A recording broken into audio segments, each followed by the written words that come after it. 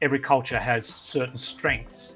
Like I think the collectivist dimension of strength of some cultures is a helpful corrective for Australian individualism. And so all cultures need to be evaluated, and all cultures need to have areas where they can work and become more aligned with God's values as they come to understand those and as they interact with other cultures.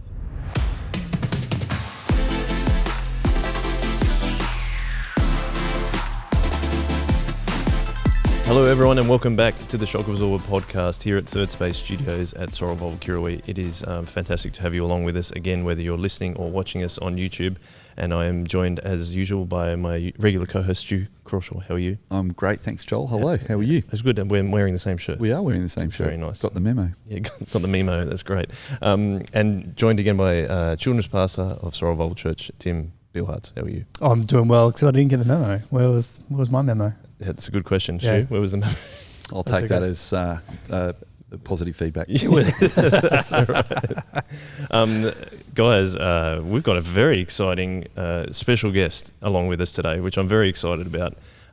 Ian Hussey joins us. Your work has influenced a lot. It's great to have you on. Thank you for joining us. Yeah, great to be with you. It's been great. Now, we have primarily been using Describing Australians, your essay you've written on Australian culture. And it's part of your work at Malyon College. I'd just love, rather than me introduce you, I'd love you to introduce yourself to us as well as the listeners. What do you do day to day at the college? I actually wear two hats. I'm employed 4.5 days a week as a lecturer at Malyon Theological College, which is the Baptist training college up here in Queensland. And I lecture in the area of ministry and practice. So I do things like preaching, worship. I look after the field education program. So I see you've got some interns there. So that's through Moore College. So I do that sort of job with the Baptists up here in Queensland. Right. I do things like church vitality, church health. Is that my teaching areas?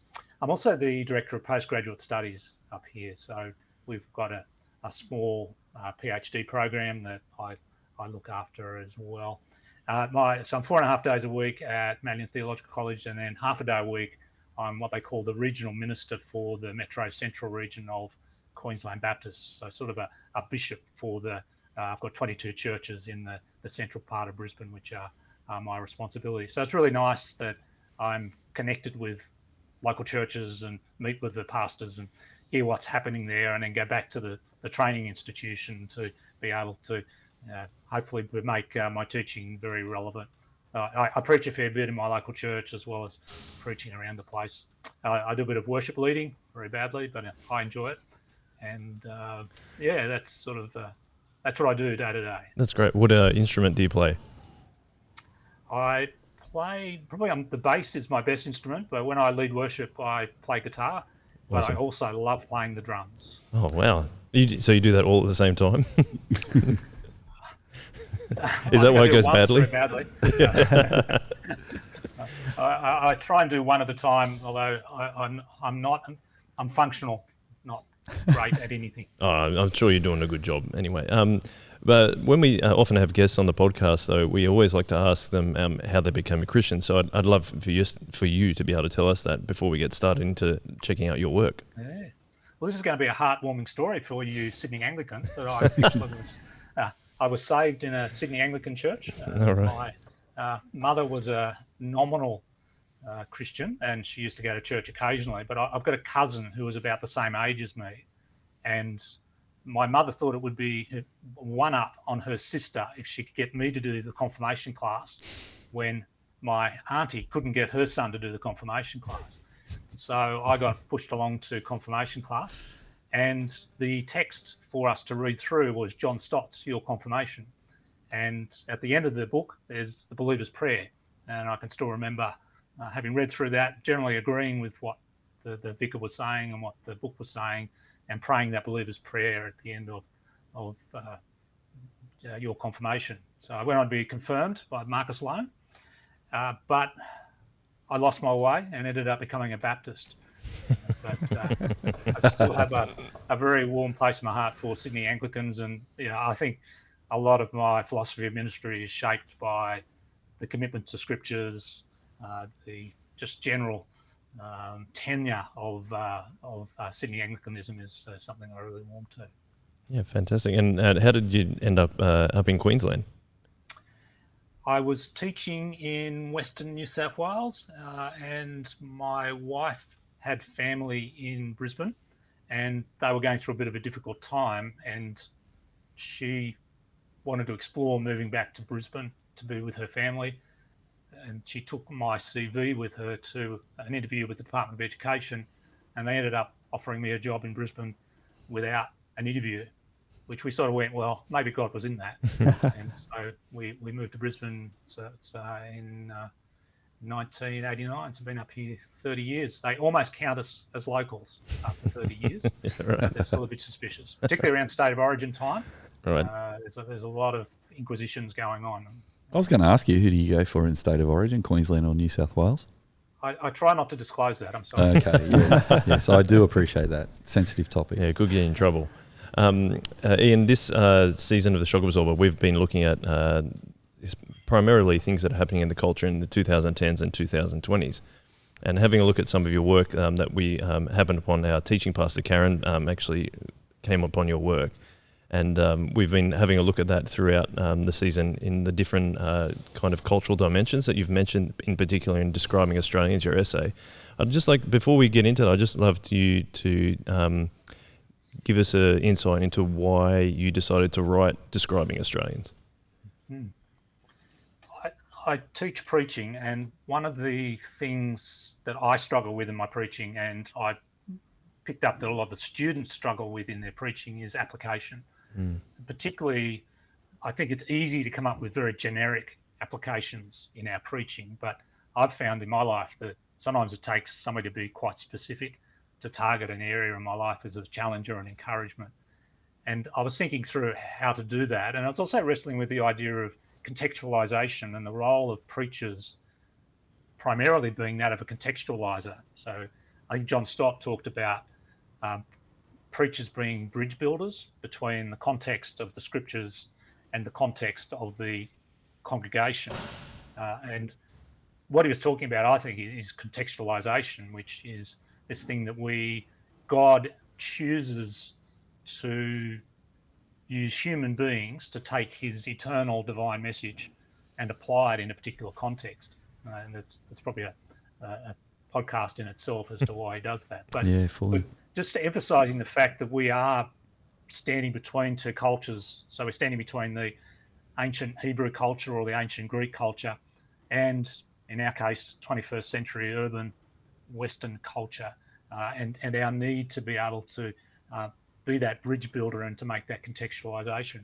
So what I did was I had to say, okay, what does Australian culture look like in just very general terms? And then I went to a whole range of preachers who are also biblical academics, biblical scholars, and asked them to take a particular genre. So I got Murray Capel to do Genesis or the Pentateuch, and say, okay, there's the Pentateuch, here's Australian culture. Will you be the bridge builder between those 5 books and the Australian culture? And just talking in general terms about how particular the message of the Pentateuch really applies to the Australian context. And now I break the Bible up according to genre, so Pentateuch, Old Testament narrative, wisdom literature, Pauline epistles, non-Pauline epistles, Revelation, Gospels. Bill Salia did 1 John, 1, 2, 3 John for us. So trying to really come up with some ideas for making specific application of the biblical text to 21st century Australian context. And to do that, I had to try and roughly describe the Australian context. Wow, that sounds like a lot of work, but a lot of interesting work. We've kind of run through a number of the different cultural dimensions, but I would love to hear it straight from the horse's mouth, I suppose, is that could you describe those cultural dimensions for people just to have an understanding of where we're kind of trying to go with this podcast? Sure, yeah. So there's been a lot of research, secular research into culture because business is become globalized. And so businesses pretty quickly discovered if they took an American and put them in Samoa, that it just didn't work because the American just didn't understand Samoan culture. So they've invested a lot in trying to define and describe what different cultures look like, different ethnic cultures. I think it's equally applicable to organisational cultures as well, but different ethnic cultures. So there's been a lot of research done, and you've mentioned Narden and Sturs, who sort of have done a good job putting together lots of different research approaches into what they identified as 5 cultural dimensions. I might run through them interestingly in just, I think I wrote that chapter in 2018. A lot's happened since 2018. And just reflect perhaps on the way that COVID has highlighted aspects of the Australian culture. So that might be interesting. So actually the first thing is environment, attitude to the environment. So what they found is that generally most cultures, ethnic cultures across the world, fall into 2 camps, or at least there's a continuum between 2 extremes related to attitude to the environment. So one attitude to the environment is that the environment is there to be mastered, and the other end of the spectrum is that the environment is there to be nurtured, or that we belong to it. And it's very clearly evident in Australia because the Europeans tend to want to master the environment, and we've become increasingly aware of the fact that the First Nations people have a far more nurturing attitude towards the environment. And it's interesting, you see this clash over mining where many Australians will go, if it's in the ground, take it. Whereas, and many Australians find it frustrating then when some Indigenous groups say, hang on a minute, this is sacred land, you can't just come here and dig it up. And sort of that's the 2 ends of the spectrum wrestling with each other. And generally, Australians are far more at the mastering, dare I say, exploitation end of the attitude to the environment. What's interestingly changed in the last couple of years has been the bushfires. So I think we'll look back and say that the bushfires of 2019 were a major mark in Australia's history, because all of a sudden environmentalism took a step up in the awareness of a whole range of people. And so that's the first one, environment mastery or nurture. And Australia tends to be more at the mastery, and particularly Europeans, whereas the Indigenous cultures are more nurturing. Just before you head on, you continue on that, we actually had Michael Duckett on the podcast a couple of episodes ago. He's a pastor of Macarthur Indigenous Church, and he was talking about how we should all be custodians of the land now, like not just First Nations people, as you said. He's trying to encourage us that everyone, regardless of where we are or where we actually place, that we should be custodians of the land. So it's just interesting to pull out from exactly what you were saying. Yeah. The other factor that's changed, I think the bushfires were a significant stimulus, but the other thing is that the education system has for a number of years now been highlighting environmentalism and generally talking about what's happening in terms of generations and different attitudes, that generally the younger a person is, the more environmentally concerned they are. The problem is old people like me are less switched on to the environmental issues than the people I'm trying to preach to or the people I'm trying to minister to, particularly in those younger generations. And so, and that's provable by the fact that the younger you are, the more likely you are to vote Green, because those sort of issues that the Greens are raising resonate with people who've come through, particularly the state education system, but also to some degree the Christian education system, because they've all been influenced by the curriculum thing. So that's perhaps one thought. Particularly, I'm not much into youth ministry, but I don't know a lot about it at all. But that's one thing I would sort of highlight and say, the environment is one of the key concerns for younger people. And as churches, if we want to be relevant, we need to be talking about the environment, even though politically it's sometimes a little bit tricky for us. How do you think this dynamic between mastery and harmony has played out in the way that different nations have tried to respond to the coronavirus and having a virus, a disease that we, in some ways can't master, but also trying to master through vaccines and healthcare? And how does that play out? That's a good thought, isn't it? Yeah, I wonder if, I guess you've got to assume that people see the virus as being part of the environment. I don't know if necessarily they do, but it's an interesting thought that some cultures perhaps would be more inclined to go, well, this is just what happens, whereas other cultures are wanting to master it and say, we've got to get COVID under control. I'm just thinking that in those societies where there is higher levels of mortality, so generally poorer parts of the world, they're probably not nearly as traumatized by COVID as we are in the West, who have tried to control our environments and minimize death and harm, where for them, they just go, well, it's just part of life. People die. Mm. How do you think, and you've spoken about environmentalism before, Stu, is there anything you want to add in there before we move on to the second dimension? Yeah, I think what you said about the education system playing a role is really interesting, because I remember when, I don't know if you remember, but I think we're a similar kind of Gen X sort of age, but I remember when I was growing up in school, there was a big focus on nuclear war and the possibility of nuclear war ending civilization, and there was also the big demonstrations down in Tasmania where they were trying to fight for the Franklin River, and I remember the emotional connection I had to that issue, that I tried not to use too much paper because they were logging trees down in Tasmania for paper. And I sometimes find it interesting that people are now using paper straws where I would have not used a paper straw because I didn't want to chop a tree down, but now people are using a plastic straw. Oh, they're saying plastic's worse for the environment. So, yeah, my head shift there has been a challenge. So I think that's just a small example, but I think that's a great example of the generations having different attitudes towards even that one topic. Yeah. I remember doing a poster on Save the Whales. That was a big one too. Cutting edge stuff. Yeah, I remember. Up until that point, I think we just said, but even from a Christian perspective, if God told us to steward it, that means we can use it. And I think we've come to have a more sophisticated understanding, even in Christian circles. Mm. Should we move on to the second dimension? We should, or we'll be here all day. So, to be honest, social organisation. I'm happy. I'm actually happy to be here all day. This is a great conversation already. So social organisation, which is about collective versus individualistic. So Australia is very individualistic, whereas most people in the world actually are collectivists. So we're very focused on our individual rights. We tend to live in nuclear families, which is just mum, dad, and the kids, whereas in collectivist societies, much more interested in the community and also the extended family. So again, there's interesting, like we can observe this in this Australian culture with Indigenous people who are more collectivist.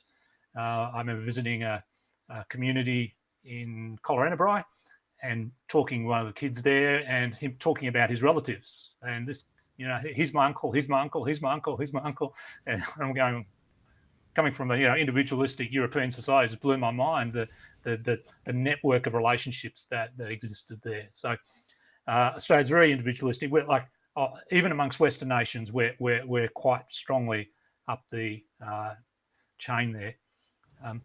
One of the spin-offs of this is the growing sense of identity being self-defined. So, like if you ask some people, who are you? They will say, I'm part of this clan, would be their primary identifier. I belong to this extended family. Ask a Westerner on a university campus these days, what are you or who are you? They'll say, I am queer, or I am communist, or something. So your identity is something you identify yourself, and that is a spin-off of individualism. And for our young people growing up, this is a major clash point. Like as Christians, we have an understanding of identity, that we are a child of God, we are part of in Christ, which is probably a really useful term for soteriological, but in terms of a way of understanding your salvation. Yes, we're justified by faith, but equally in the New Testament, it talks about salvation as being in Christ. That our identity in Christ is our salvation. I think that's so different to the way other people are thinking about their identity. And anyway, so that's a spin-off for youth ministry. I was thinking of social organisation. Did you want to talk about that, or I'll go on to the next one? Yeah, sure. No, I think it'd be interesting to hear more about what you think about that, because we identified that a bit when we did the Taylor Swift episode a couple of weeks ago, and we talked about the individualism of being able to choose my own identity, and the options for choice seem to be getting more and more, and people are even able to choose their gender now, which is a new phenomenon that's emerged. And we talked about how Taylor Swift was championing that sort of move towards individualism, that she's kind of embraced a lot of the gay rights movement, and how that's sort of encouraging more and more our young people to, self-identify with who you think you are. And I think you're right. Like you mentioned Colleenabro, we're really good friends with lots of Aboriginal people from Brewarrina, Colleenabro, Gilgandra, and the Gordons out at Brewarrina have taught us a lot about that more collectivist point of view, where you do identify with the group. And I suppose for us in the West, it's been a really long journey from Descartes, who I suppose was one of the first philosophers in the West a few hundred years ago, who said, I think, therefore I am. So he was saying that instead of we think because we are, this is who we are, it's now kind of in our culture, it's more of I self-identify as a surfer or a skater or a certain gender, and we're used to that in our culture. But I think you're right, it's impacted our churches, because we do have an individualistic element where we are individually saved, but we also have a collectivist aspect where we become part of the body of Christ. So we were trying to unpack that a little bit in a few podcasts. We're really keen to hear your thoughts on that too. Yes, it's one of those both ends. I think I know I've tended to sort of dichotomise things. It's sort of either or, but it's a both end. We are, in the sight of God, we're both individual, but we're also part of the collective body of Christ. And so as an individual, it's about personal choice, that I do have to pray the prayer of repentance to be saved as an individual. But also I belong to the collective of the community of the saved. And my salvation is equally tied up in that belonging to that community as well. And there's a middle ground there, I think, between the two extremes that we should pursue. It's interesting to see some of that both end also coming through in the hyper-individualism of the younger generations and this idea of identity politics. Because, yes, I want to be completely free to identify however I choose, all of these different options. But when I do choose, I then become part of the tribe that is like that. And so then you see a lot of the tribalism that comes out, and the way that, well, if my tribe believes this, then I guess I believe that too. And you then can get dragged around by the tribe in terms of the beliefs and the things that are important to you. And so just, I don't know if you've seen that as well, evidence of that. The protests, the anti-vax protests, are an interesting, where I identify with that group, but actually it's a very diverse group. Yeah, that's really interesting, isn't it? I'm marching for a whole range of different reasons, but they've become a tribe who roam the streets and wear the white shirts and stuff. So no, it's interesting. Should we move on to the next cultural dimension? Yes, power distribution. So this relates to how comfortable people are with hierarchy in society, or different treatment of different people at different levels of society according to their born status or their status in the society as well. So Australia is very strongly egalitarian.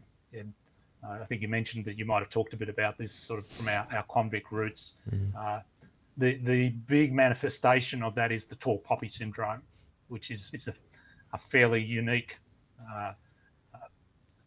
Just need to make a comment myself here. I haven't travelled widely, and that in a way means that I'm not as well positioned to talk about this sort of cultural stuff as others who have.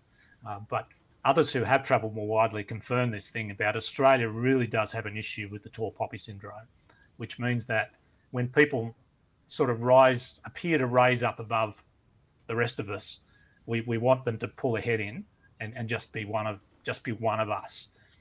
And so you get the situation where the Prime Minister is addressed by his first name, or even ScoMo. Yeah. In many cultures, that would just be unheard of, that he's the Honourable Prime Minister, he's treated with respect. And you talk about it in Australia and people go, I can't get that, mate. He's just like us, he's just one of us. Again, the COVID thing, the vaccination's been an interesting one. Like, when the vaccinations first arrived, did the politicians go out and be the first ones to get the jab, or did they have to wait at the end of the queue like everyone else? And there was this sort of tension. So some people going, they really should go first, but then there was others going, no, they should wait until the end of the line like the rest of us, sort of thing. It was interesting looking on and thinking, how is egalitarianism playing itself out in in that thing. But tall poppy is the big key manifestation, and it affects us at all sorts of places and in churches as well. So that leading in churches tends to be a difficult thing in Australia because of the tall poppy syndrome. It's not quite as bad in the Anglican church because you've got the more formal structures of vicars and bishops and archbishops. In the Baptist church, it's just free for all, mate. And yeah, the pastor, he's just one of us. And if he does the wrong thing, well, we just knock him into shape. And it's pretty tricky business trying to lead a group in those sorts of contexts. So that's power distribution. Yeah, I'd actually love, really be interested, Stu, to hear your reflections on. You've been involved in church leadership for a long time. What do you think about the tall poppy syndrome in terms of being a church leader? Yeah, I think if you're not conscious of it, it's in the back of your mind as you lead a church. Like, your experience is definitely influenced by the tall poppy syndrome. You mentioned ScoMo. He comes from the Southern Shire, Ian, as you're probably aware, and he's a Shark supporter, as you may or may not be aware. But I'm one of the other hats I wear is I'm chaplain to the Cronulla Sharks, and I was down at the Shark Park with the boys when ScoMo came along with the Prime Minister of Papua New Guinea, and it was just, even for me as someone who's used to the tall poppy syndrome, it was a bit it was a strange thing I saw at the end of the game, where ScoMo, the Prime Minister of Australia, was walking across the oval with all the other fans, with the Prime Minister of Papua New Guinea, and they were eating a pie and they were talking as they walked past me as though they were just two other blokes in the, and I'd parked my car next to his limousine, and when I got back to the car, he hadn't quite got back to the limousine, but his driver was there just on Facebook on his phone, and I just said, "Oh, how you going, man?" He's like, "Oh yeah, good." And I said, "How's the Prime Minister?" He said, "Oh yeah, I think he's all right." And I'm just like thinking, how's Australia? Like, if it was the President of the United States, there'd probably be a helicopter land on the Oval and take him off, and security guards talking into their wrists and their stuff. Well, was the thing when Joe Biden went to the Vatican recently as part of that big thing, like an entourage of 87 cars or something, driving him around the Vatican and Rome, and I think Australia is changing. I mean, I'm interested in the domestic terrorism element that's creeping into our considerations now. I think that is changing things. I remember a TV show, The Chasers.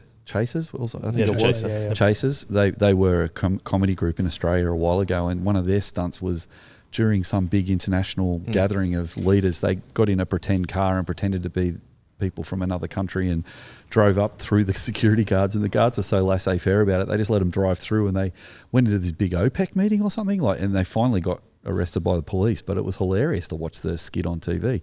But I look back on that, and that was only under 10 years ago, and I can't imagine that happening today. I don't think we'd be quite as relaxed as we used to be. But I don't know if you've noticed it changing, Ian, but I think when it comes to churches, I think it is a difficult one, because it's like you said before, it's not an either or, is it? Because on one hand, we're a priesthood of all believers, and so that impulse is good. So I think we can redeem that Australian egalitarian impulse. But also, on the other hand, it is a myth. Like, the egalitarian myth is that we're all equal, and we're not really. Like, there are still people in power, there are still people richer than others, and we sometimes whitewash our culture as we're all mates and we're all getting on with each other. But sometimes we miss some of the inconsistencies and the inequalities in our culture because of that too. So I think I like what you're saying about the practicalness of this research, because actually preaching into that context, there is an element of church governance where it's a bit difficult too. I mean, you mentioned you're a Baptist. I'm married to my wife Louise. She comes from the Baptist church, and I was quite familiar with the Anglican system. But then when I went to a Baptist church, I was quite surprised by the difference between having elders and having senior pastor. And I think whatever the actual system of governance that a church has, I think you've got to sort of bring this egalitarianism into it, and that people are very individualistic. But I'm hoping to redeem that as much as we can, that we can actually lean into that as Australians, and we're all the people of God together, and but also challenging that at another level to say, it is right and proper that we have leaders and make calls and move us forward as well, because we have under shepherds under the great shepherd Jesus too. So I don't know if you've got any experience with that yourself. Well, I was just thinking, I was glad you brought up that either or again for this one, because I think this is one where it really does play out quite well. I think both clearly the the Christian message is egalitarianism. We're all, the ground at the cross is level, and we're all stand equal. So Paul's able to say, there's no, in terms of salvation, there's no men or women, slave or free, Jew or Gentile, we're all Christians. So Christianity is definitely egalitarian, but there's also a lot about honour in the Christian faith. And if we've gone too far in the egalitarian direction, we benefit from people from Asia who understand honour much better than us. That's really helpful. I can remember seeing the way that some of my friends honoured their parents, which was quite countercultural to me, who had been very strongly egalitarian. And there's that middle ground in church life where, yes, we're all equal, but also there is some sense of some people are worthy of honour and respect. That's something to aim for, I think. That's fascinating. I mean, even coming back to talking about being more collectivist, so when you reminded me of other cultures that are more collectivist, I always think of like in Italian families, like the Italian nonnas passing down recipes down to each other. It's a similar thing that I think that we do sometimes miss in our perhaps majority, like mostly Western society. I was just going to come back to Chaser. It was APEC was the meeting. Oh, that APEC, they went yeah, after. that's right. It was too. Yeah, which was, I remember watching that. It was pretty funny. It's probably still on YouTube if people want to look it up. Absolutely, we'll link it in the show notes. Yeah, okay, don't worry. That'd be fun to watch that again. Yeah. Should we move on to the next one, yes. Please? Rule orientation. Rule orientation. So, is obedience in a culture directed by relationships or by external rules? So, in some cultures, my idea of what is right and wrong is shaped very much by the relationships in which I'm embedded. In other cultures, it's external sets of rules. In that first set, that relational thing, it's much more flexible. Breaking the rules is not so important. The relationships are really important. In that second set, it's more the rules themselves are important, and they sort of stand alone and have their own separate authority. So for those first three areas, Australia's quite strongly master of environment, quite strongly individualistic, quite strongly egalitarian. This one, we're closer to the middle on the spectrum, but we still land on the more rules-based side. And I puzzled with this one. This is probably the one I struggle with the most in terms of thinking, I'm not sure about this, but the ones that nail it for me have been traffic lights at night. So if you go through, there's traffic lights at midnight, there's nobody on the road, you'll still see people sitting at the red lights. And that's rule orientation. The other one is vaccine compliance. Australia is leading the way pretty well in terms of vaccine compliance. So the government has said, or the health authorities have said, you need to get vaccinated, and over 90% of Australians will do that. The US, it's less than 70%, I think. And in some parts of the world, one of the Eastern European countries, it's 40%. Even Austria is sort of 60%. And that is reflecting an openness to rule-based control that exists in Australia. So I'm more convinced of that post-COVID than I was pre-COVID.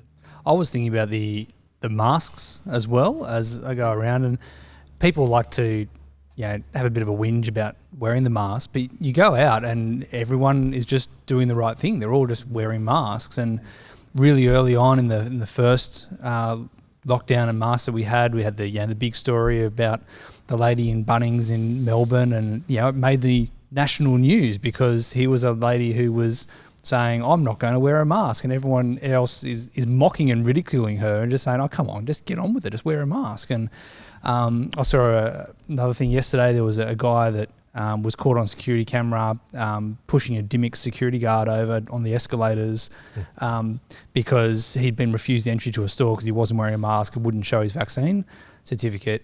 But again, the fact that I, in Sydney saw this on the national news was because it's such big news that someone wouldn't wear a mask. Why wouldn't you just get on with it? And I've noticed those same things. It's really interesting how compliant we are, that have a bit of a whinge and then just do it. Everyone just did it. It's really interesting. Ian, what would you put that compliant behaviour down to in terms of an entire culture? Where do you think that comes from? I mean, it's funny that we were very influenced by convicts they weren't really being very compliant at the time. So it'd be interesting to where you think that comes from. I don't know. I'm only speculating on this, but my suggestion is it's actually coming back from being laid back. It's an apathy. That's like, interesting. oh yeah, we'll go along with it. The government says that we'll go along with it. And you see some people interviewed at the vaccine clinics. Yeah, why did you get vaccinated? Oh well, yeah, I thought it was about time to do the right thing. It's not a. I think in America they would be much more strongly. They'd have much more passionate statements about it. It's more a we'll just go along with the flow sort of thing. So I've got no evidence for that, but that's just my gut feeling. It's more related to apathy than conviction. Yeah, I think that's right, Ian. I think that's a really helpful observation. Another thing that I thought of too was I was talking to an American pastor who's a friend of mine, and he often says, I keep forgetting that you're not like us. And it was quite an interesting statement, because I watch so much American movies and TV and music that I kind of don't think there is any difference between Australia and America. But he says, what I keep being confronted by when I meet you Australians is you're more British than you are American. And I again took a second take, didn't even think of that, because I suppose, yeah, we do absorb a lot of British culture, and obviously we've had a lot of heritage from the British up until the Second World War, and I think then we pivoted to the Americans after the Second World War a bit more culturally. But that heritage of that British, he called it British socialism, and I think that was a bit going too far. But that sense that the Britishness in us maybe is, well, we'll all do this together and we'll get through this together, whereas Americans have got more of a pioneering spirit, and they celebrate the power of the individual to overcome a circumstance and actually change whole sways of history from one event, the Alamo versus, the Blitz, where everyone in England was just, getting on and trying to keep the systems going in Second World War. So, yeah, what we celebrate is really interesting, because in Australia, I think we're in between those two cultures. But what's really interesting is that as we have more multicultural people come from different countries, we'll change again, I think, and we'll have more. I think you mentioned the Asian influence. I think the Chinese culture is more honouring, as you said, and it's going to probably not completely change it, but just modify certain parts of it. It's going to be fascinating to watch how that plays out over time, I think. Shall we move on to the last one, and then we can obviously dive into many different details. It's time orientation, is that right? That's right, yep. So some societies are monochronic, which means they tend to focus on one thing and then do the next thing. So it's a linear approach to time. Other societies or other cultures are polychronic. They tend to do multiple things at the same time. And Australia tends to be more monochronic. We tend to like to do things in order, and we wear watches. It's hard to believe that in some societies of the world they don't wear watches. It's morning, it's afternoon, it's evening. When are we meeting? Well, I meet in the morning. You'll often hear people, Westerners, Australians who travel overseas, they come back with complaints of the fact that everybody was always running late and time wasn't. This is just classic ethnic, cultural legacy that we take with us, that we're time pushed. This is a big one for business, because there's a lot of tension where the American or the Australian goes to work in Africa and end up killing somebody or resigning in anguish because they can't get things to run on time. It's because they're monochronic and the African culture is polychronic, and they just can't get their head around it. That's from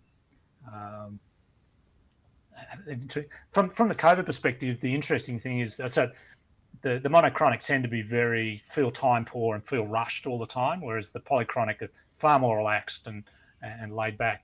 One of the things that happens during the COVID is that the green change.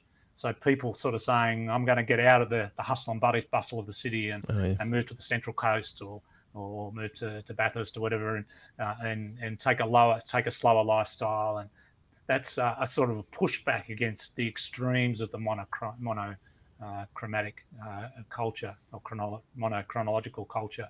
And perhaps we're seeing Australia wanting to slow down a little bit.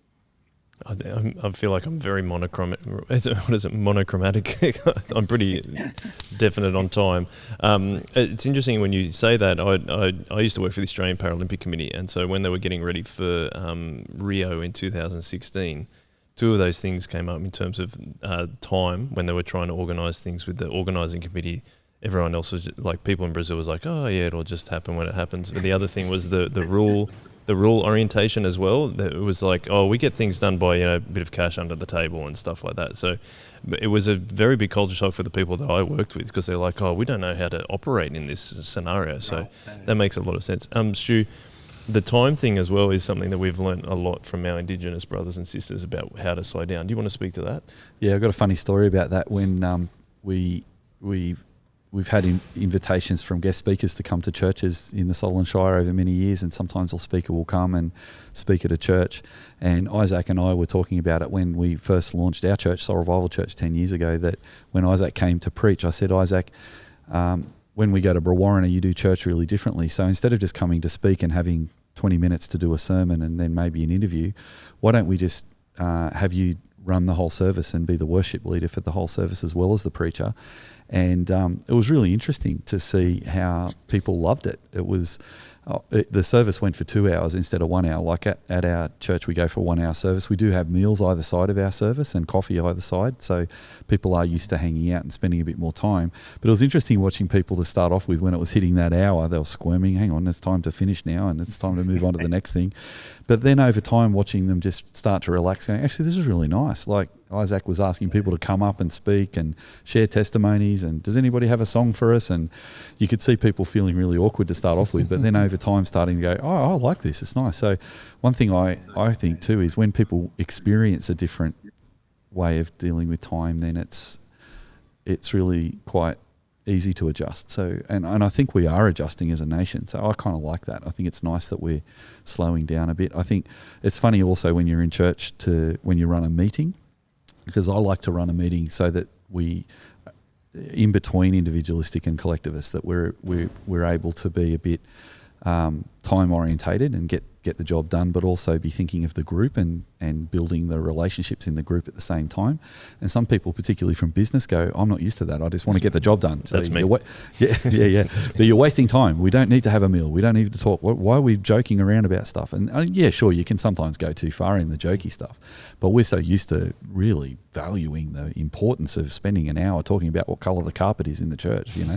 That's really valuable. And I'm like, well, is it? I don't know. Maybe we could spend less time talking about the carpet and more time talking about each other. How are we going? How's your faith going? Because you can even have a parish council meeting in our context, and you could go months without checking in on each other if you're not careful. So yeah, I think it's good for us as Australians to be a bit more flexible and to learn. And again, with that shock absorber theory, it's like, I think our young people are becoming more flexible before older people, because I like it that there's members of our congregation that are mixing more with different nationalities at uni when they go to uni, and they might have their best friends might be all from Shanghai rather than from the Solomon Shire. So they're actually abiding this whole new experience, and they're coming back into the context of their family and their local church with these new experiences. And I remember myself when I went to Sydney University, and I became really good friends with a Greek couple. And one really interesting example was that when we came to pay for lunch, the first day we had lunch together, I went to go and get the bill and I worked out that I owed $7.25 and they owed $7.25, and so I was getting my $7.25 out, but before I could get my $7.25 out, Dimitri had already paid for the whole thing. And I'm like, oh, don't do that. No. And it was like, you broke the rule. You can't pay for the whole thing because we all have to share. He's like, he looked at me as if I was from another planet, and I was like, and then I started thinking, yeah, why can't we be more generous? That's a good idea. And so I found that's actually changed how I think about that. So I like that. I think it's nice that maybe our young people might help us to become a little less like that. Yeah. Tim, do you like to keep good time? I am monochronic, probably to my own ill health. So I would love to be more polychronic. I think I resonate with you, Joel. Sometimes. Yeah. It was just an interesting question to ask you. Yeah, no. I had for my work at YouthWorks, we do a lot of personality tests so those team ones, so you know how to work with each other and those kind of things, and the personality profile type stuff. And one of the ones I did a few years ago, one of the things that stood out to me was sometimes Tim just wishes the world would slow down. And I'm just like, oh yeah, that's exactly me. Yeah, I really do. But part of that is, I think, because I'm so monochronic, and I'm not quite sure how ever to escape from that it then causes a stress point for me. So it's a good thing to know about myself, that I need to find those times. That's interesting. I was wondering, Ian, all throughout this introductory essay of the book that you have, you very teasingly ask a whole lot of questions and don't answer them, which was lovely. But you've got in this section about time, you ask the question, is Australia's obsession with time and task consistent with the values of God's kingdom? So I was wondering about your opinion. Is God's kingdom monochronic? Is it polychronic? How would you pass that from a kingdom perspective? As someone who is very task-oriented, I'm frightened that the kingdom of God is very people-oriented. I think we see enough evidence in the Gospels of Jesus stopping in the middle of something really, what seems to me being really important, to focus on an individual, and I find that a difficult thing to do. So I think it's one of those both ends again. We're in the middle. I think Australians, we tend to be a bit too obsessed with punctuality and time. But the kingdom of God is a slow thing, and it requires us to sit with it and to ponder and to move slowly and to focus on people. This really struck home to me once. Was we had a young Indigenous guy start coming to our church. He was just a kid really, and he got on the drum kit one day and was after church and was bashing away at it, and I, being the senior pastor, went up to him and said, "Stop bashing the drums because you're distracting. People can't hear." But a friend of mine who's far more people-oriented come up and started giving the kids lessons. And I was just struck by thinking, which one of those, me or him, which one had the greatest impact on that kid, for good. And I was left convicted that absolutely just putting people first rather than things, I was quite convicted that that's got to be our major focus. So.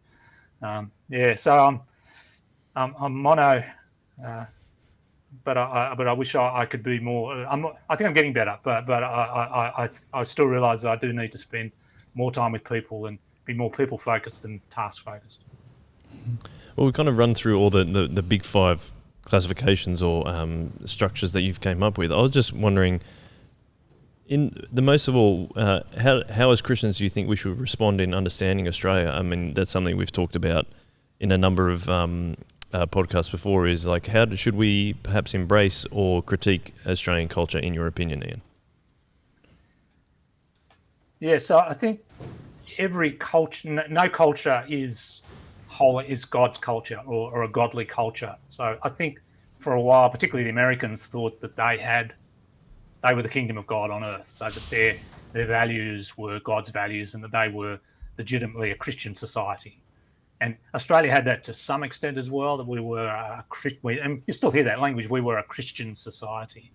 But I think this research and the fact that people travel now and experience other cultures more intimately means that we have to critique every culture. There is no Christian culture. And every culture has certain strengths, like I think the collectivist dimension of strength of some cultures is a helpful corrective for Australian individualism.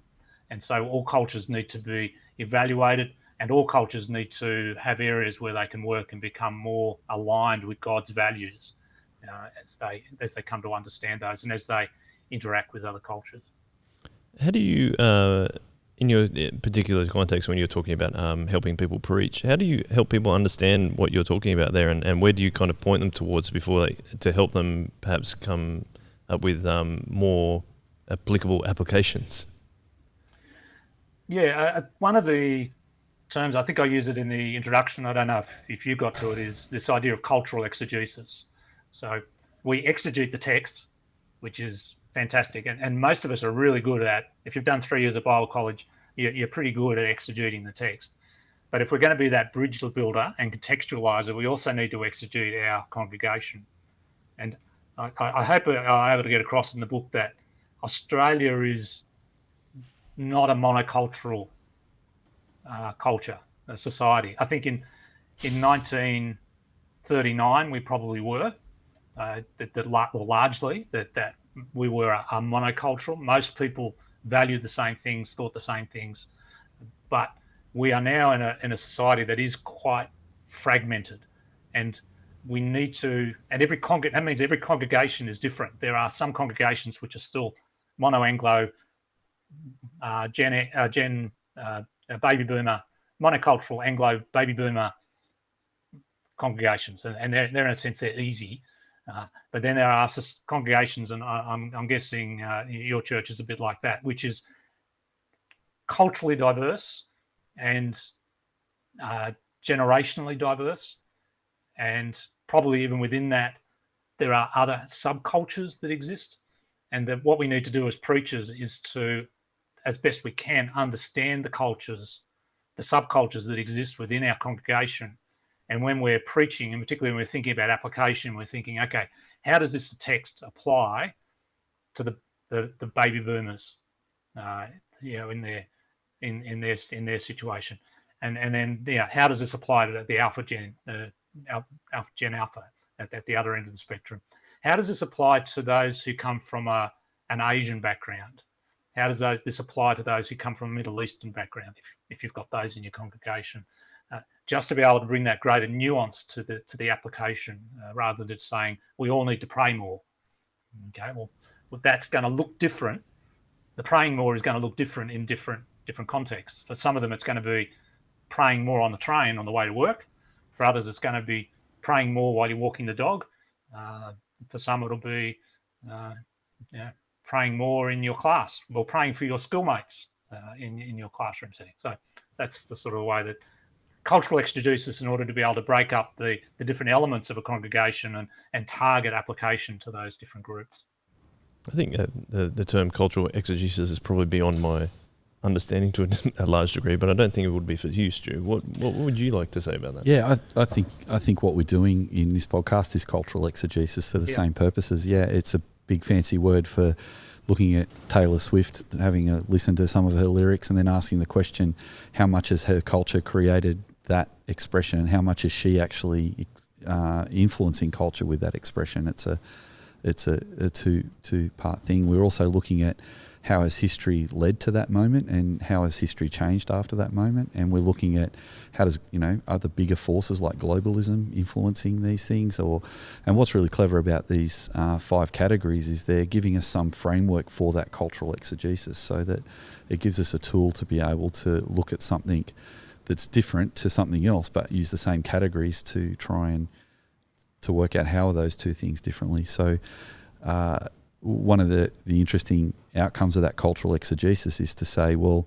for example, like when we first started our youth group back in the early 90s, we were a very Anglo-Australian youth group, and we were noticing that the broader culture was changing, but the church was still reflecting a culture of 20 years ago. And we're asking the question, not that, how do we change to copy that culture, but we're all saying, well, what's happening and how do we speak into that culture? So one of the really tactile examples of how that sort of thinking, that cultural exegesis helped me back in the day was when I was going to my high school, which I then ended up going back as a scripture teacher to. When I was at high school at Kirrawee High School, I remember the scripture teachers were given a pretty hard time, and I was a little bit nervous going into the school thinking I'm probably going to get a hard time in this school because the students are not real stoked on scripture teachers. But then as I was walking into the school, I was thinking, well, when Kurt Cobain gets up on stage and he sings, he just be's who he is. He doesn't try and copy someone else, and he just does that. And so I went into the classroom thinking that, and I thought, well, Kurt Cobain was pretty confident in his musical style of grunge music, which was just coming out with Nevermind, and I thought, I've got the Word of God in my hand. Like, this is something I think is a really powerful message, just like he thinks his music is a really powerful message. So it just gave me a bit of confidence. So that cultural exegesis actually gave me confidence. But then when I spoke into the context, just as I was, as a person, as I was, I said to the guys that were in the class, I said, you might have seen Kurt Cobain get up and you've all been surprised by that, because that's really different to what you've seen in the last few years, because these teenagers were literally on the edge of the beginning of grunge music when Nevermind had just come out. And I said, that album is different to what we've been listening to. It's nothing like Guns N' Roses and all this, hair metal that a lot of, even Metallica was different to grunge. And I said, you were surprised by that, but you've listened to it and you've embraced it. And I said, you might be surprised by this message I'm about to share with you about Jesus, but before you write it off, it's just different to what you were expecting. And so maybe keep an open mind for a bit while I explain it to you. And that seemed to resonate really well with that particular group of teenagers in that year group, and that was the beginning of seeing lots of young people actually decide they'd become a Christian. But I suppose, I don't know what you think about that little story or example, Ian, but for me that's sort of how cultural exegesis can help with the communicating of, because you're just recognising the people you're speaking to and you're helping them to go from the known to the unknown. I think that's part of it for me. So rather than expecting them to jump straight into the unknown, there's like, you know, I kind of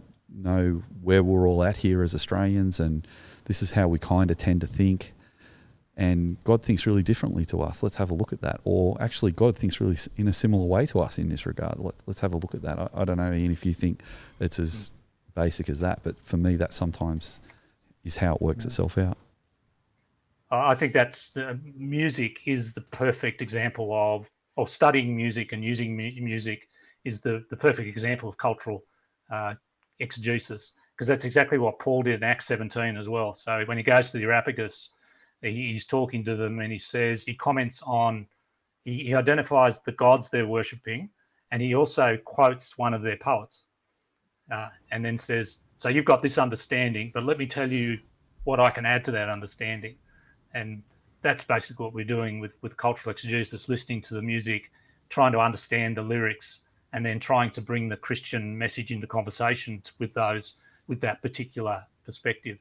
And so the guys who write about cultural exegesis talk a lot about the importance of movies as well, because they are the narrative of society, and probably these days increasingly the TV series, the Netflix, on Netflix and things like that. All the streaming, yeah.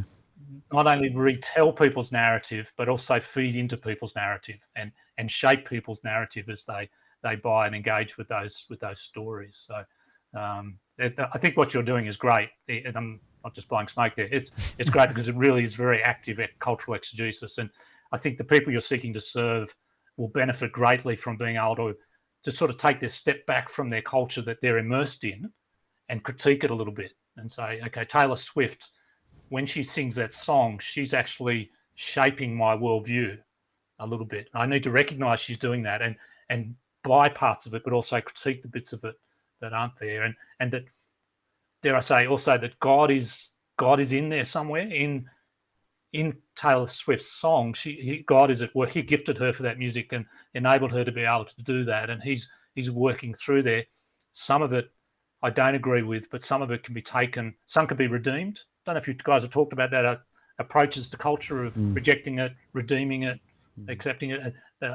That's a great skill, I think, in the society we find ourselves in. Yeah, we haven't quite got there yet, but that's where we're hoping to go in future podcasts. That's a really good introduction to that idea of redeeming things in culture, because even that egalitarianism, I think we can redeem that sense of mateship, that I'd be willing to put myself out there for someone else who's in need. Like I don't want to see those people going through the bushfire without any food. Huge numbers of people from Sydney gave money.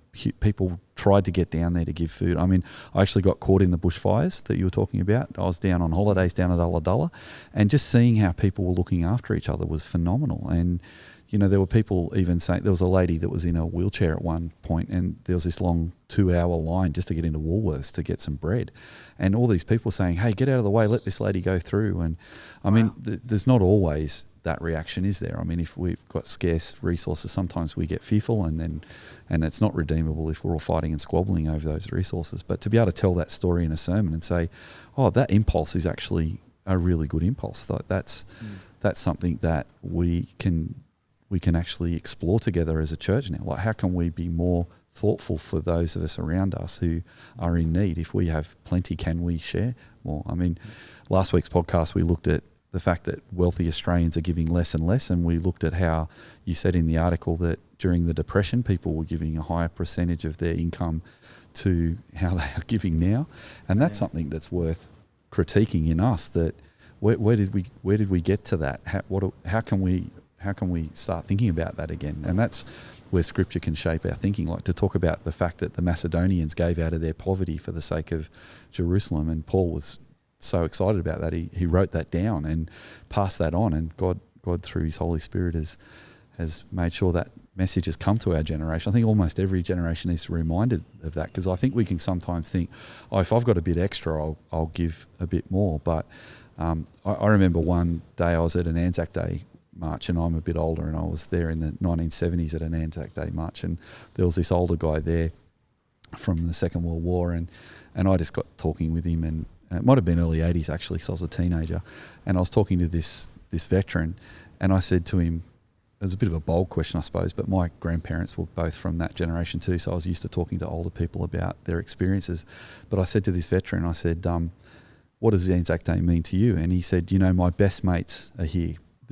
When I come each year to Anzac Day because these are my best friends.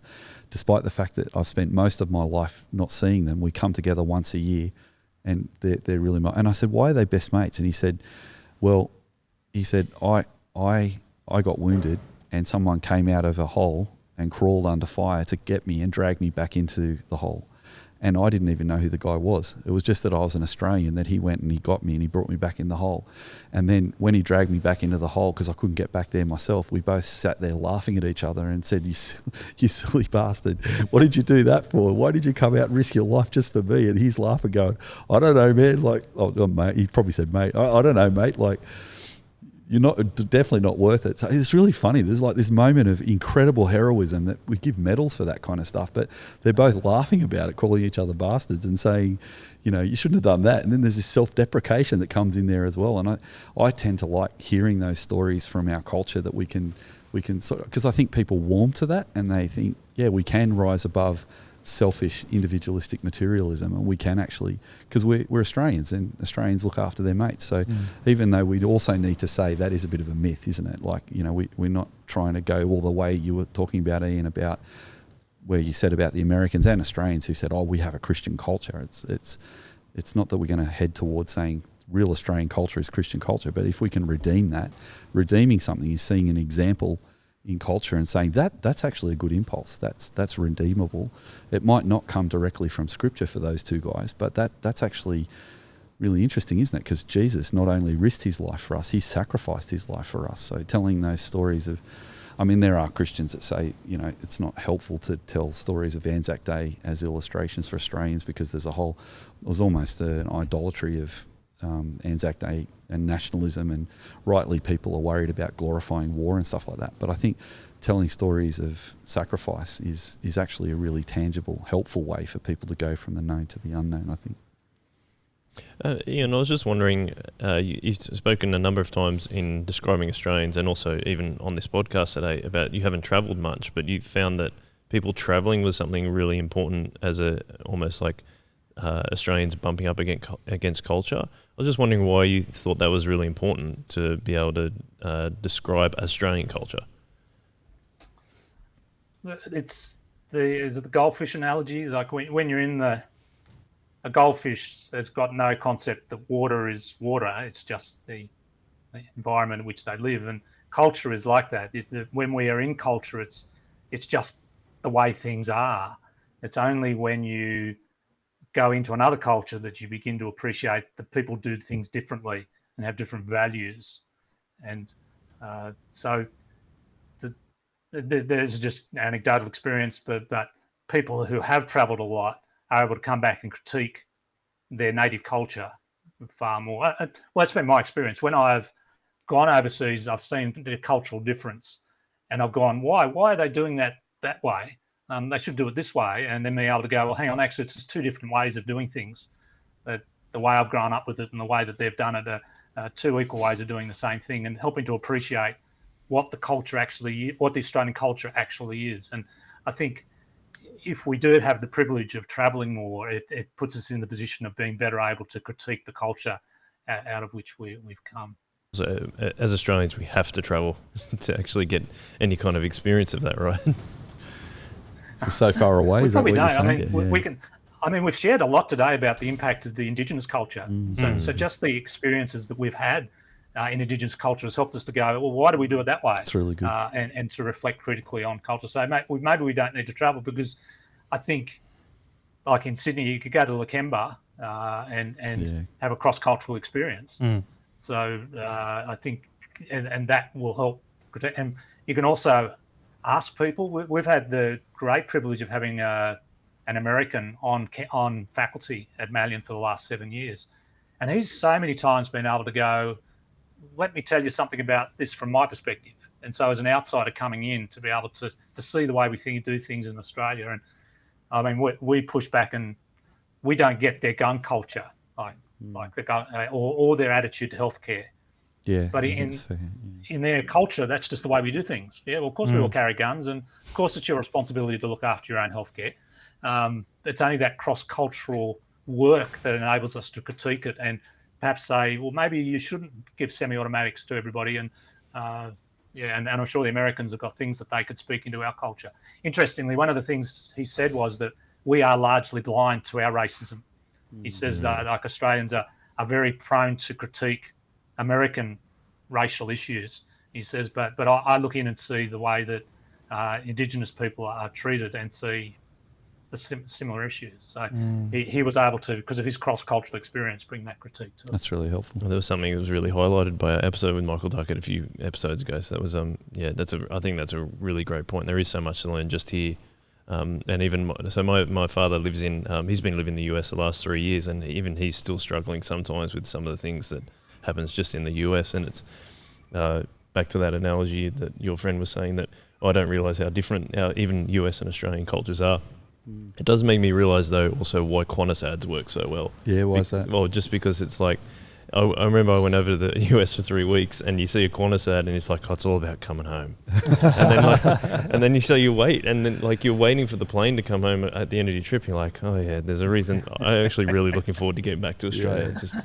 Do you know the funny thing? I just want to hear that Aussie accent. Yeah, that's right. But you know a funny thing about that? Like, I want to get home to what Australia is today, not what overseas people think about it. Like, I travelled over to England to visit my relatives a little while ago, and I was really missing having some Asian food, because there was just no Asian food in the part of England where I was. And I just wanted to have some dumplings. I just was like really keen for some dumplings. And when we got to the Heathrow airport, they had a dumpling shop in the airport, and I walked in, and the person behind the counter, and I said, oh, thank goodness there's dumplings. It's like, it's a bit of a taste of home. And the person did a double take and went, you're an Australian, a little taste of home. That's Asian. I said, yeah, Australia is Asian and Anglo and very multicultural now, and I'll eat dumplings like at least once a week. Like, it's part of, we eat Asian food all the time, and the person was surprised by that. So I think that's where culture is so interesting. Ian, I've got a quick question. We've been talking a little bit about the homogeneous unit principle over the life of this podcast, and that impulse from the 1970s that McGavin had, which was that the answer to pluralistic culture and cultural differences is to create like groups that can reach those like groups. And while we haven't been trying to decry that and say that it's necessarily wrong, we have been looking at some of the shadows of that and some of the impacts that's had. And we've been wondering, taking some of your categories here, we've been wondering if maybe unintentionally, by having homogeneous unit principle groups, we've actually been not having the opportunity to have some of that conversation that we could have really easily as Christians of different ages particularly, but also different cultures. And we've been wondering if maybe individualism and consumerism and transience may be three amongst many consequences of having churches set up like that. So if church is an event, and there's that whole church growth methodology of attractional church, we're going to put on a ministry for you that is for you. Could that maybe limit some of our development in challenging some of our culture? Because we might just be having church expressions for our particular culture. We've wondered if that means that there's a bit too much embrace of culture sometimes within that context. And so as a church, we've been experimenting with intergenerational ministry, because we've wanted to see a bit more of a conversation that Christians can have with each other within the local church, as well as travelling to other parts of Sydney or going to other churches. We talk a little bit about sharing the truth and love of Jesus person to person, generation to generation, culture to culture, and place to place, to try and capture a sense that we're part of the kingdom of God, and our local church expression is part of that. But it's good for us to keep reflecting on our culture, that we don't just become too narrow thinking. That's a really big question, but just to get your thoughts. Have you had any thoughts on the homogeneous unit principle at all? I've just had an article published called "The Case for the Monocultural Church." Okay, which, yeah, right. Wrestles with this whole issue of the homogeneous unit principle and its outplay in church life. McGavin, unfortunately, has copped a lot of criticism for the homogeneous unit principle, which says basically that people like to come to faith without crossing cultural barriers. So people like to come to faith without crossing cultural barriers. And so in a missionary context, it means we need to contextualize the gospel. So we want to make it as easy for people to become Christians, meaning they don't have to change their culture in order to become believers.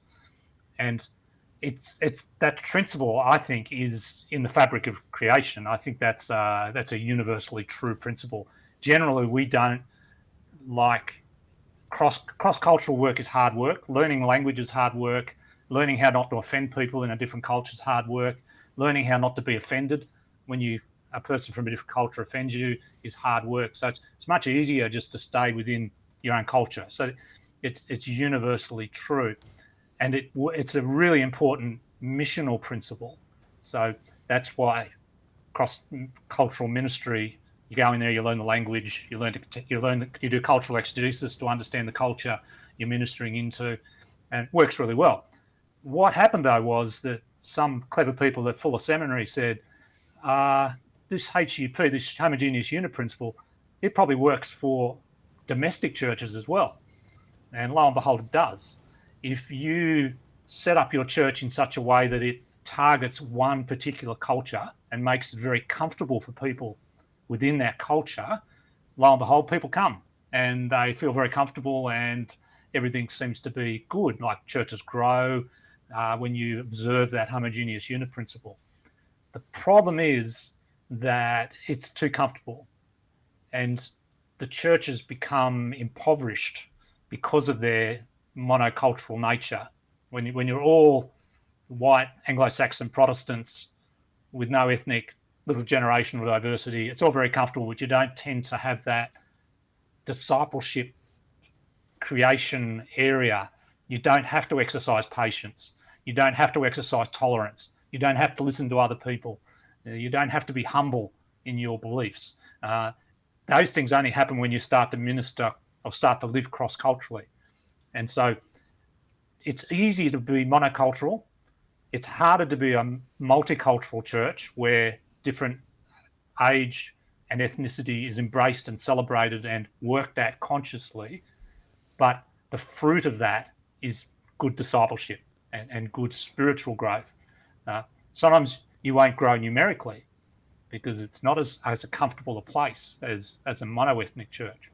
But you will grow spiritually and in terms of Christ-likeness when you are in those cross-cultural, diverse communities. And that's why the church is meant to be a diverse community where there's hands and feet and they don't exclude one another, but they work hard to understand one another and work together.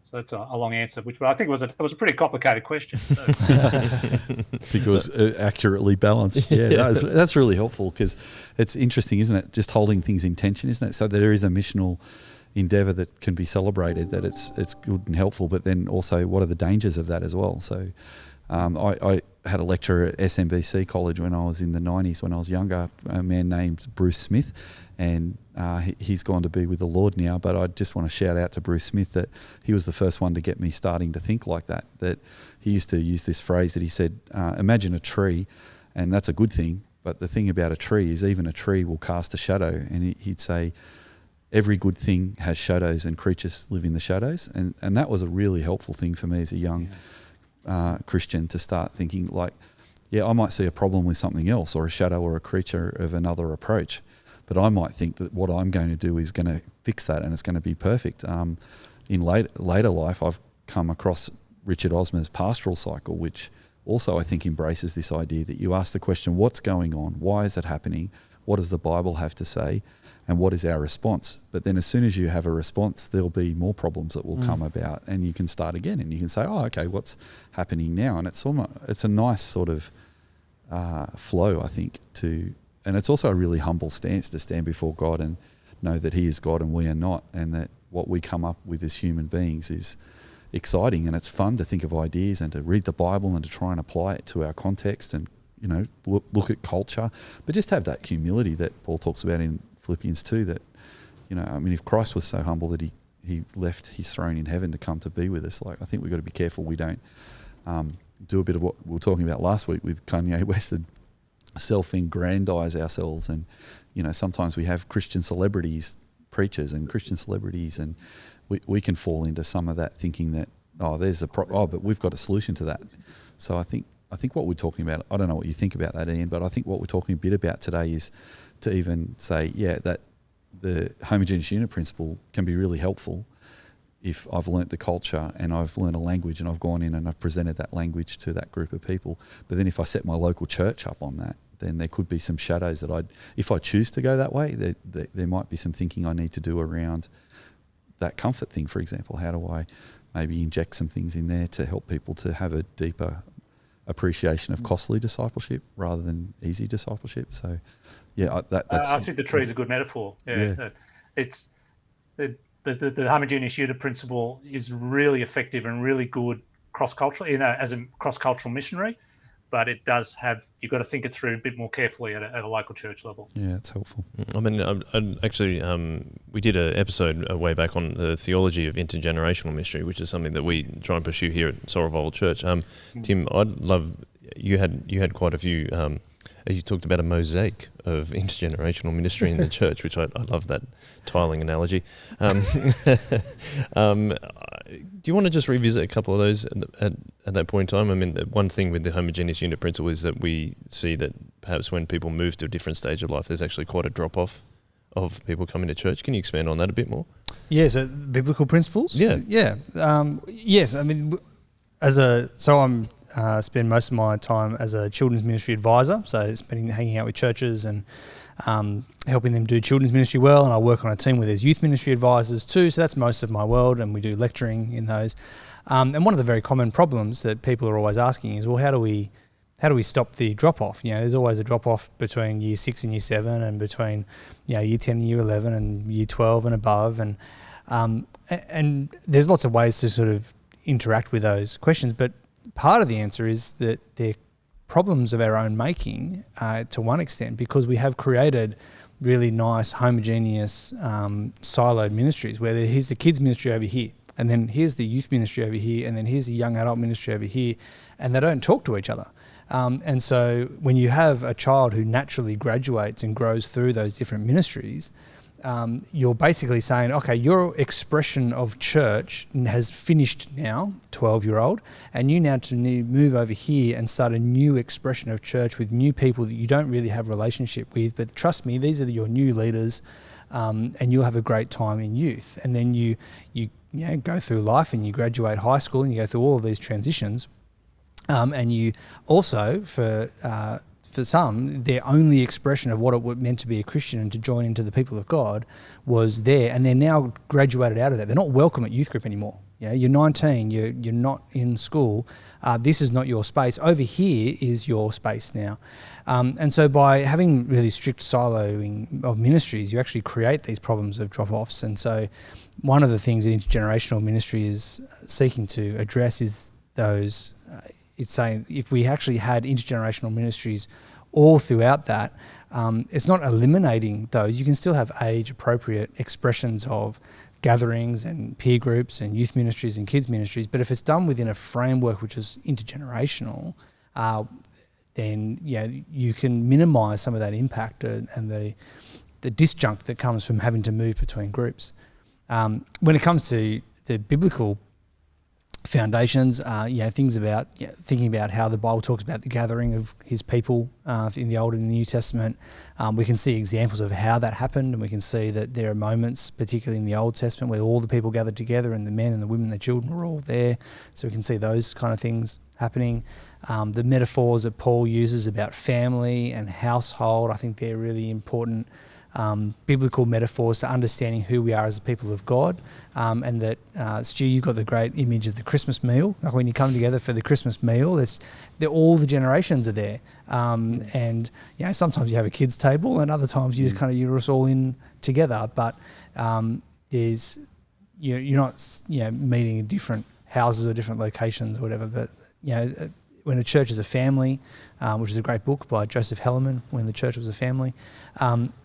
But when the church is a family, when there's a household, and that's the imagery that you're using primarily to understand who you are as a local gathering of God's people, some of that biblical imagery and the theology that's formed around that is really helpful to understanding and just helps to critique some of those ideas, like Ian, you said, of using the homogeneous unit principle in a local, domestic, urban church context.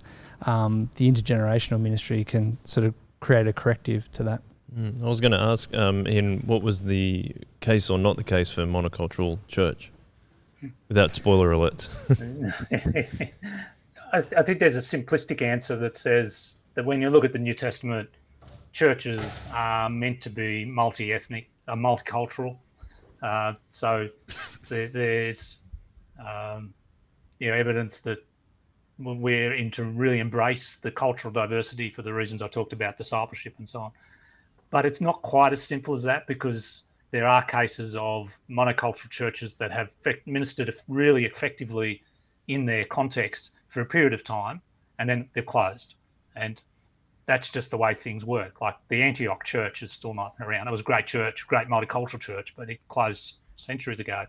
So churches have life cycles, and that's inevitable. And certainly we should look to be multi-diverse, so multicultural, multi-generational, but let's not make it let's not mandate that and say that there might be circumstances where it's okay for a church to be monocultural and not diverse for a particular reason and maybe for a particular season of its life. So we had some German churches in Queensland that had incredible, there's a photo of 200 people lining up to be baptised on a Sunday morning at one of these German churches. The German churches have either now closed or they became anglicised. But for that season, they were God's purpose and the expression of God's kingdom in that way. Yeah, I think I really agree. I think I'm a big fan of Indigenous churches, because I think it's a really helpful thing for Aboriginal Christians to gather together in their culture. As Michael Duckett was saying a couple of weeks ago, that sometimes the Aboriginal churches are small and they're far spread apart, but their interaction with their community is incredible, and I think that it's really important for Aboriginal Christians to, I think, continue to have an Aboriginal Christian identity. I think that's a really beautiful thing. So I think one of the dangers of being, and that, I think I like what you're saying, Ian. No, I like what you're saying, Ian, about the fact that it's not just a one size fits all the time, that we don't want to just impose this strategy, but that strategy. But sometimes a book can come out from America or England, and everyone reads it, and everyone's like, "Oh, now we need to do this, and now we need to do that." And I hear that impulse a little bit. I think it's good to take ideas from America and England, but we've been sharing over the podcast for a while, Ian, that we've actually learned a lot from our Aboriginal churches that we're friends with. So, for example, we have a meal in our church that we probably wouldn't have had if we hadn't have experienced meals after church in Brewarrina, where their service goes for 2 hours and then everyone goes back to someone's house and they have a big feed and have a yarn and sit around the fire and slow things down. And it's counterintuitive to the city mindset, which is people are time poor, which you mentioned in your article. People are time poor, so let's run with that and let's give them a really short 1 hour punchy service so that they can get on with the next thing they're doing. But, maybe to be a bit more countercultural and challenge that and learn from our Aboriginal brothers and sisters in their churches and actually have a feed. And we've found that that's one of the really popular things in what we do in our church, and people really love that. And to not say you have to stay, because I think a lot of people go, so are you saying that if I can't just come for an hour, I have to stay? And we're saying, no. If you want to stay for an hour, you just stay for an hour and then go home. But if you want to stay for dinner, opt in. So that idea from Oldenburg about third place communities where there's regulars and irregulars, where the regulars enjoy the meal together every week and some irregulars come along and check it out a little bit and then go home if they don't. But, I think the Aboriginal culture taught us that really strongly. So, yeah, I'd really resonate with that. I think it was really good. Yeah, that was really cool. Thank you, guys. I have another question about wealth and consumerism, Ian, which you pick up in describing Australians again. And he says that, you say that we have here perhaps the most important and threatening features of Australian culture when referring to wealth and consumerism. I'm just wondering, what do you think about that? And how should we be thinking of that as Christians in Australia? Mm-hmm. The history of the church would suggest that wherever there has been great physical wealth, there has been spiritual poverty. And often when there is physical poverty, there's spiritual wealth. And I think there's scriptural background for that as well, where Jesus talks about how difficult it is for a rich man to enter the kingdom of heaven. And and a lot of Jesus' teaching is about wealth and how to manage wealth and what attitude to have to wealth. And I would argue that it is Christian faith struggles in the presence of wealth and physical wealth. And probably the outcome of having lots of disposable income is consumerism. Whereas if you're in a poor society, you're not really thinking about what type of car you're going to get or whether you got the latest phone or not. It's life's much simpler than that. You're not thinking about stuff. You're thinking about important things in life. But I think wealth then means you think about, well, how am I going to spend my money or whatever, and that is poisonous for the Christian faith. It becomes a substitute because shopping gives us some of the same emotions as worship does, or so even just sort of the feeling of well-being that you've got something new to wear or whatever. It undermines our hunger for God and impoverishes us spiritually. And I think I'd argue it's a very valid interpretation of the parable of the sower is to recognise that there are different types of soils, and the gospel's responsiveness depends upon the soil that it lands in, and that a culture which is very materially wealthy is the hard ground that the seed of the gospel struggles to grow in and prosper in. So So I'd say there. I think I use that language of that wealth is dangerous for us, and consumerism is probably the major issue we face in terms of discipleship in our churches because of that. Both the experience of church history, but also that the parable of the sower. I think that's what it's saying, and so the gospel ministry in Australia in 21st century Australia is hard. It's hard work. And so when you have a conversion, the celebration should be even richer. And when you have people who are growing significantly in their faith, don't take that for granted. Celebrate that and recognise that it is the exception in our culture at the moment. Yeah, whereas in places in Asia and South America, it's just the church is just going gangbuster because the soil is different. What do you guys reckon? We talked about that about Kanye West, didn't we? Like in the previous episode, that he's gone through this thing of like, I've pursued all these things and become the powerful man that I should be, and I have lots of money. I am now basically assigns himself as a god to everyone else. And then we have this moment where he's saying, I've actually been converted. I was obeying too many gods, including myself, and then I have become a Christian. What? How does that look? Can that happen in our context in Australia? Tim, do you want to start, and then we'll go to Stu?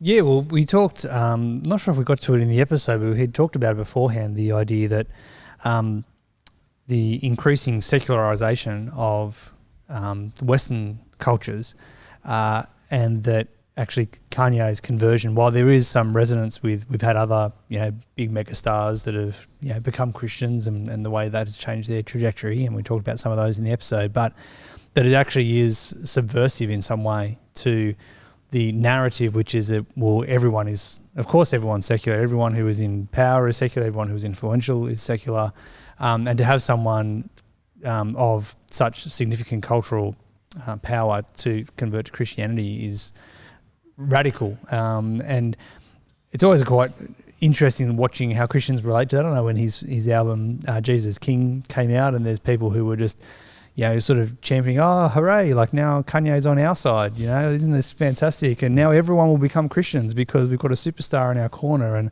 of course that didn't happen. It may have been influential in some people's spiritual journey, but for most people it's just kind of an oddity, and they just go, oh, that's interesting.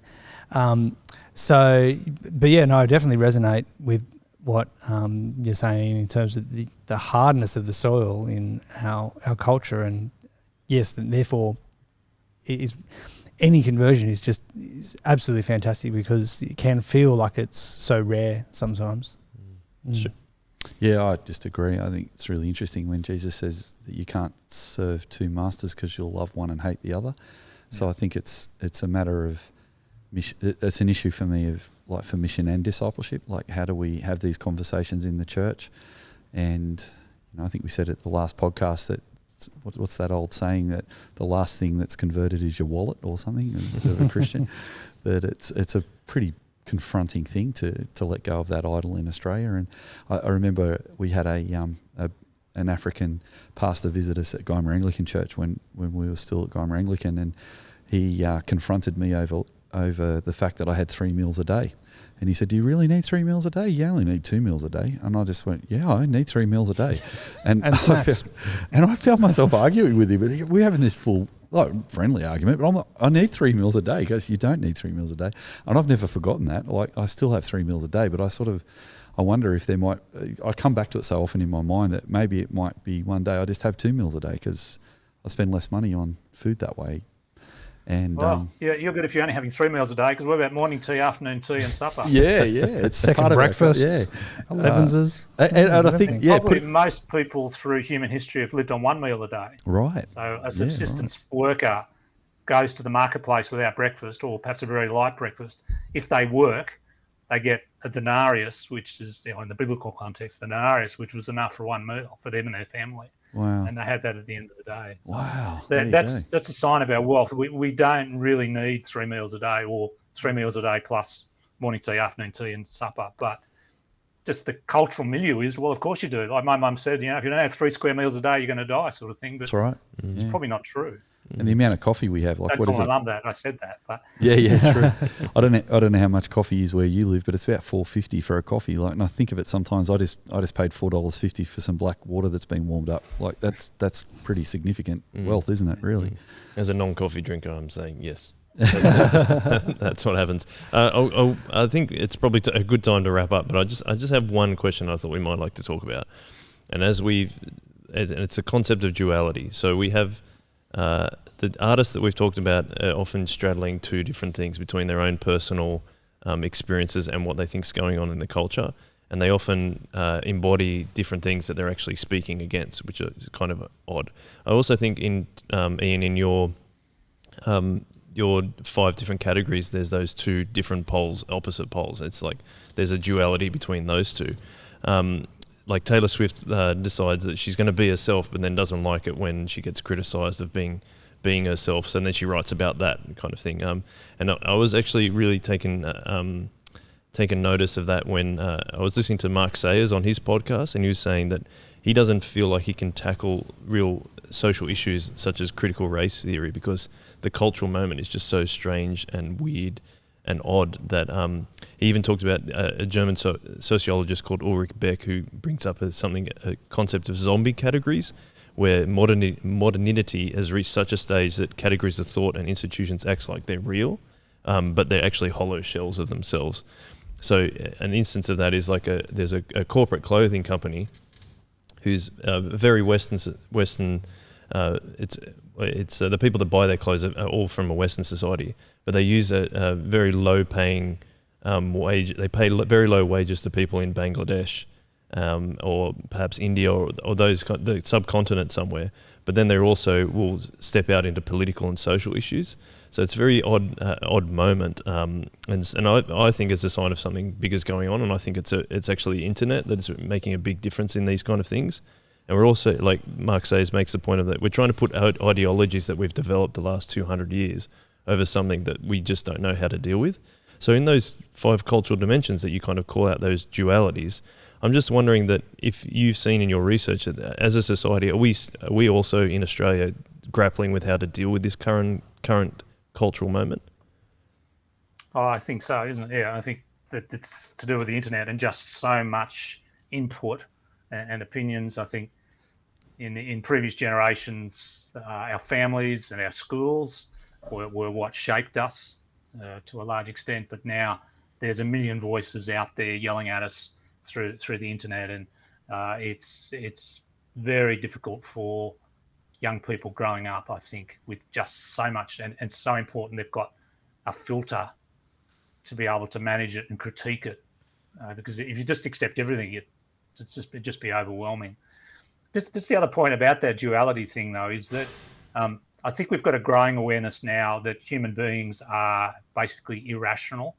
I think modernity wanted us to be very rational and logical, but it's becoming more and more clear, I think, from the research, and hopefully people are appreciated, that we're very, very complex beings and we operate often in contradictory ways. To me, the best example of this is cigarette smoking. So to go to a smoker and say, is cigarette smoking bad for you? Yes. Should you give up? Yes. Will you give up? No. And we can look at that and say that's crazy stuff. But then if we look at ourselves, we see we do the same things. We're logically committed. We're cognitively committed to a whole range of things, but we don't do them in the end, like quiet time, or slowing down or something like that. We say, yeah, we should slow down, really committed to slowing down, but we don't do it. So we are complicated, irrational beings who are being bombarded by all of these ideas that we need to buy into. And I think this is where we as the church need to be filled with grace and recognise that as we critique society, we see plenty of sin there, but it's nothing that God hasn't already seen and nothing that God wasn't prepared to die to redeem. And that our attitude needs to be a little bit, filled with grace, as well as we critique, we fill with grace. And just one thing we didn't get onto, which I thought was, I'll just do briefly, which I think is important, and that's one of the other characteristics of Australia is that we are very anxious and depressed. Mm-hmm. We are more anxious than depressed than most OECD countries. So the Western world as a whole is anxious and depressed, but Australia is right at the top of the spectrum. And I think the church is critiquing that and particularly pointed out that secularism is very broad but very shallow. I think there's a guy from WA articulates that McAlpine is articulating that very well, that it's a very widely accepted thing, secularism, but it doesn't actually answer the questions of life. And Christians it's easy for us to point the finger and say, you idiots, we've been pointing this out to you for the last 100 years. Now you're coming to reap the harvest of the secularism that you've been sowing. But I'm not sure that's gracious. I think our posture to the non-Christian world needs to be not one of finger pointing, but of care and of reaching out and saying, we think we've got the answer. We think that the Christian worldview is a more robust, more logical worldview. And here we offer it to you, rather than stepping back and pointing the finger and saying, well, you're just getting what you deserve because of the philosophical choices that you've taken. So sorry to go off that tangent, but this is one aspect of it that I think, as I've reflected over the last 2 years, has really struck me that, yes, we are right, and we should be confident that we are right, but that we need to be really marked by grace, because the world is really hurting. Yeah, it's really powerful. Put people off when we have the answer if we go about presenting the answer in the wrong way. It's really powerful. Yeah, I agree. Do you want any other final thoughts before we wrap it up? Oh, I just think that's a really great place to end it, actually, that what's our stance towards culture as we seek to understand it. We do need to have a really good check of our hearts, that we need to have compassion for the crowds like Jesus had compassion. And it's really beautiful, isn't it, that when the disciples said, oh, the crowd's hungry, Jesus had compassion on them. And he didn't say, well, they should have all brought some lunch. It's their fault. He could have. But I think modern Australians Christians in Australia are in danger. Well, we told you not to let go of the gospel so much, or, I hear Christians say things like that sometimes. And I think, but to actually have compassion on people and just to love them is really beautiful. And it's a really helpful way to finish. And if we're going at people like that, it could also cause them to want to double down on their position rather than actually listening and engaging in that kind of thing. Good point. So, good point.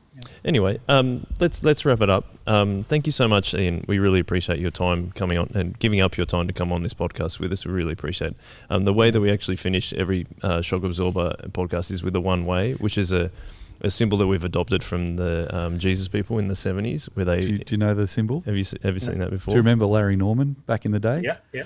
He, Why should the devil have all the good music? That's right. Instead of doing a peace sign, he used to go one way. So we do that just to remind ourselves of Jesus saying, "I am the way, the truth, and the life." So yeah, no worries. Well, we'll wrap it up now. Thank you to everyone for listening to this podcast. Thank you to Stu. Thank you to Tim, who just had to step out quickly. And most of all, thank you very much, Ian, for joining us. And we'll finish up the one way. Yeah, one way. One way. Thank you. Thanks, Ian.